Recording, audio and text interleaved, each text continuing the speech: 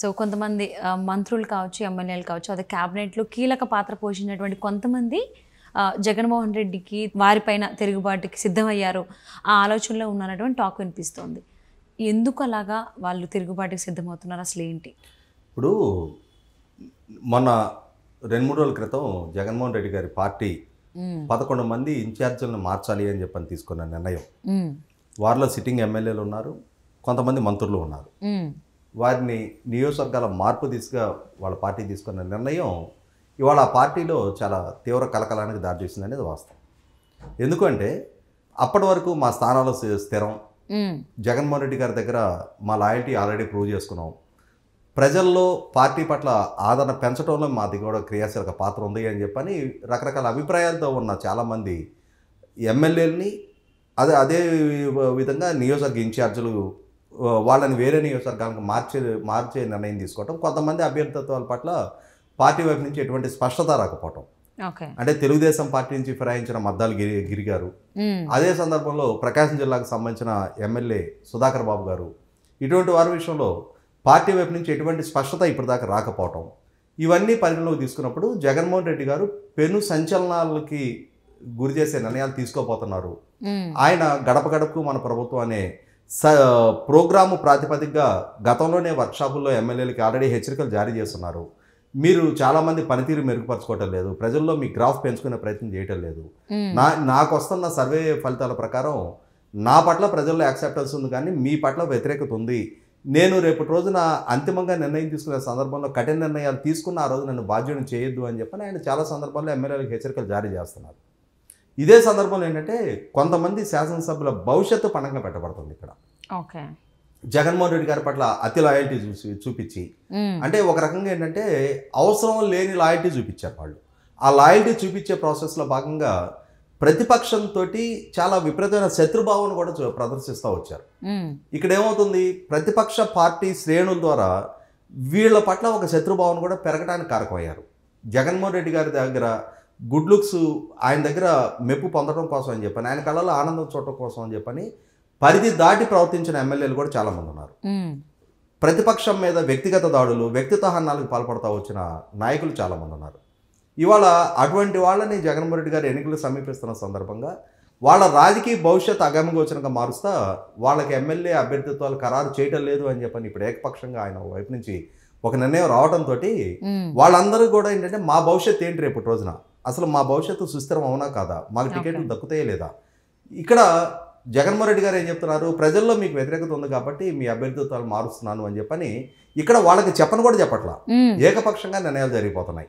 సహజంగా ఏంటంటే ఒక ఎమ్మెల్యేని ఆయనకి అభ్యర్థిత్వం ఖరారు చేయనప్పుడు సహజంగా నాకే అభ్యర్థిత్వం వస్తుంది అని చెప్పని ఆశలో ఉన్న ఆయనకి డిసప్పాయింట్మెంట్ అవుద్ది, ఆయన్ని కాకుండా వేరే వాళ్ళకి అక్కడ టికెట్ ఖరారు చేస్తున్నారు అన్నప్పుడు. అటువంటిప్పుడు డెమోక్రటిక్ ప్రాసెస్లో భాగంగా పిలిపించి ఆయన్ని మాట్లాడి కన్సోల్ చేసి, మీకు రేపటి రోజున మీ సర్వీసెస్ వేరే రకంగా వాడుకుంటాం, మీకు పార్టీలో మీకు ప్రాధాన్యత ఉంటుంది, మీకు ఇప్పుడు ఎమ్మెల్యేగా టికెట్ ఇవ్వడం మాత్రాన మిమ్మల్ని డిజోన్ చేసుకోవటం లేదు, పార్టీ మీ సేవలు గుర్తిస్తుంది, మీకు వేరే రకమైన ప్రయారిటీ ఇస్తాము అని చెప్పని సర్ది చెప్పాల్సిన బాధ్యత నాయకుడిగా జగన్మోహన్ రెడ్డి గారిది. ఆ దిశగా అడుగులేయకుండా జగన్మోహన్ రెడ్డి గారు కూడా ఏకపక్ష నిర్ణయాలు దిశగా అడుగులేస్తున్నారు. ఇది సహజంగానే ఆ పార్టీలో కొనసాగుతూ ఉన్న శాసనసభ్యులు కూడా కొంత ఆశనిపాతంగా మారుతుంది. ఒకటి, మేము వివక్షకు గురవుతున్నాము, ఇగ్నోరెన్స్కి గురవుతున్నాము, మమ్మల్ని ఇగ్నోర్ చేస్తున్నారు అన్న భావన. మొట్టమొదటి మాకు అసలు ప్రాధాన్యత ఉండట్లేదు, మా అభిప్రాయాలను పరిగణలోకి కూడా తీసుకోవటం లేదు అన్న భావన మొట్టమొదటి వాళ్ళు డైజెస్ట్ చేసుకోలేరు. నిన్నటి వరకు శాసనసభ్యులుగా సుదీర్ఘకాలం ప్రజా జీవితంలో కొనసాగున్న నాయకులుగా వాళ్ళ వెనక కూడా వంది మాగదులు ఉంటారు, వాళ్ళ వెనక కూడా వాళ్ళ అనుయాయులు ఉంటారు. అటువంటి సందర్భంలో సడన్గా పార్టీలో మీకు ప్రాధాన్యత లేదు, మీరు ప్రయారిటీ లిస్టులో లేరు, మీకు క్యాండిడేచర్ కన్ఫర్మ్ చేయటం లేదు, ఇక్కడ వేరే వాళ్ళని పరిగణలోకి తీసుకుంటున్నాము అని చెప్పని అభిప్రాయం పార్టీ నాయకత్వం నుంచి వెలువడగానే నిన్నటి వరకు మనల్ని అనుసరించిన ఈ హోదా, మనకు దక్కిన ఈ గౌరవం ఇవన్నీ కూడా దూరం కాబోతున్నాయన్న భావన డెఫినెట్గా వాళ్ళలో అంట్రెస్ట్ క్రియేట్ చేస్తుంది.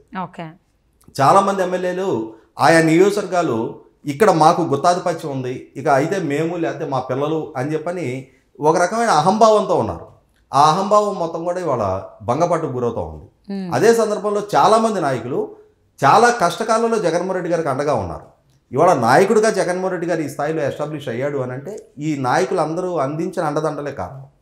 ఆయన పార్టీ పెట్టుకోగానే ఆయన రాష్ట్రం గుర్తించలా. మొట్టమొదటిగా ఆయన వెనక ర్యాలీ అయినా, ఆయన వెనక సేల్ అయినా, వివిధ పార్టీల నుంచి తరలొచ్చిన ఆ పార్టీ నాయకులందరూ కలిపి ఆయన నాయకుడిగా ఎన్నుకున్నారు. ఆ నాయకత్వాన్ని అంగీకరించారు వీళ్ళందరూ, ఆయన ఆదేశాలు పాటించారు. ఆ పాటించిన నేపథ్యంలో ఆయన ఒక నాయకుడిగా ఎస్టాబ్లిష్ అవ్వడానికి వీళ్ళందరూ అందించిన అండదండల కారణం. అటువంటి నేపథ్యంలో చాలా కష్టకాలం కాంగ్రెస్ పార్టీతో విభేదించి బయటకు వచ్చి ఆయన మీద కేసులు నమోదయ్యి ఆయన జైలు పాలయ్యి ఆయన ప్రజా జీవితంలో రకరకాల విమర్శలు ఎదుర్కొంటున్న సందర్భంలో కూడా ఆయనకు అండగా నిలబడ్డ నాయకులు వీళ్ళందరూ. ఇటువంటి సందర్భంలో ఖచ్చితంగా ఆ డిస్క్రిమినేట్ అవుతున్నాము అన్న భావన వాళ్ళల్లో, అంటే కష్టకాలంలో అండ నిలబడ్డ వాళ్ళకి మరింత మర్యాద గౌరవం దక్కాల్సిన దగ్గర మేము ఆయన దగ్గర నుంచి వివక్ష ఎదుర్కొంటున్నాము, డిస్క్రిమినేట్ అవుతున్నాము అన్న భావన వాళ్ళలో ఖచ్చితంగా అండర్స్ట్కి దారితీస్తుంది. ఇటువంటి సందర్భంలోనే ప్రజా బలం కలిగిన వాళ్ళు, ప్రజలతో నిత్యం మమేకమై ఉండేవాళ్ళు, సుదీర్ఘకాలం ప్రజా జీవితంలో కొనసాగుతున్న వాళ్ళు, వివిధ సందర్భాల్లో చట్టసభకు ఎన్నికైన శాసనసభ్యులు దీన్ని డైజెస్ట్ చేసుకోవడం కష్టమే. ఇది ఆ పార్టీలో ఒక ఇంటర్నల్ సంక్షోభానికి దారితీస్తుంది అనేది వాస్తవం. దీన్ని మరి జగన్మోహన్ రెడ్డి గారు ఏ విధంగా దాన్ని రిజాల్వ్ చేసుకోగలుగుతారనేది కాలం నిర్ణయించాల్సిన అవసరం ఉంది. ఎందుకంటే జగన్మోహన్ రెడ్డి గారు ఇవాళ చాలామంది రాజకీయ నాయకుల భవిష్యత్తుతోటి ఆడుకుంటూ ఉన్నారు. ఆయన ప్రభుత్వం పట్ల పెరుగుతున్న వ్యతిరేకతని, అది తన పాలనా దక్షత లోపం వల్ల పెరుగుతున్న వ్యతిరేకతగా రికగ్నైజ్ చేయడం ఆయన. ఇది అంటే ప్రజల్లో పెరుగుతున్న వ్యతిరేకతకి ఎమ్మెల్యేలు బాధ్యతలు చేస్తూ ఉన్నారు. ఇక్కడ ప్రభుత్వం పట్ల వ్యతిరేకత పెరుగుతుంది. ఎమ్మెల్యేల చేతిలో యంత్రాంగం లేదు, నిర్ణయాధికారం లేదు, వనరులు వాళ్ళ చేతిలో లేవు. ఇవాళ వాళ్ళ నియోజకవర్గానికి సంబంధించి ఏదైనా సమస్యల పట్ల ఏదైనా ప్రజలు, ఒక గ్రామానికి ఒక రోడ్డు లేదు, ఆ రోడ్డు లేని మూలన బస్సు సౌకర్యం అందట్లేదు, దాని మూలన మేము ఇబ్బందులు పాలవుతున్నాము, మాకు ఈ సమస్య పరిష్కారం చేయండి అని చెప్పని ఏ ఎమ్మెల్యే నేను అప్రోచ్ అయినప్పుడు జనరల్గా యూజువల్ ప్రాక్టీస్ అది. ఆ విలేజ్ వాళ్ళకి మొట్టమొదటి యాక్సెప్టెన్స్ వాళ్ళ ఎమ్మెల్యేతో ఉంటుంది. ఆ ఎమ్మెల్యేనే మొట్టమొదటి అప్రోచ్ అవుతారు.